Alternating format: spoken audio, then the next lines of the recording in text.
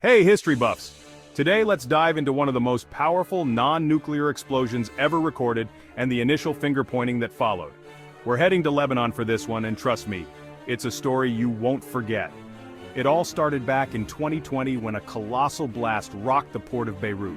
This explosion was so massive that it was felt across the region and even impacted the Earth's ionosphere. Hundreds were killed, thousands injured, and the damage ran into billions of dollars. But here's where it gets really interesting. In the immediate aftermath, there was a whirlwind of speculation about what caused the explosion. Some pointed fingers at Israel, suggesting it was an attack. However, investigations later concluded that the blast was accidental. The culprit? A massive stockpile of ammonium nitrate, improperly stored at the port for years. Government negligence and corruption were laid bare for all to see, leading to widespread protests and the eventual resignation of the Lebanese government. But wait, there's more. Fast forward to a series of pager explosions in Lebanon, where hundreds were injured.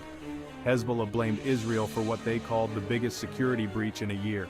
According to Reuters, Israel's Mossad had planted explosives in thousands of pagers imported by Hezbollah, detonating them remotely. Imagine everyday objects being weaponized. Pretty terrifying, right?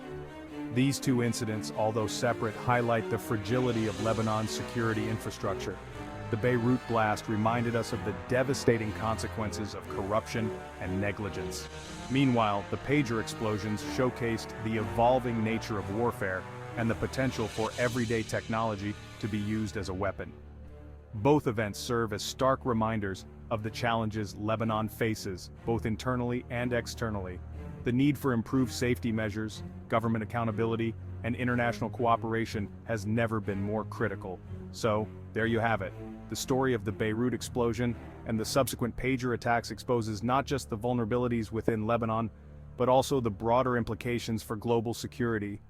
Stay curious, stay informed, and I'll catch you in the next video.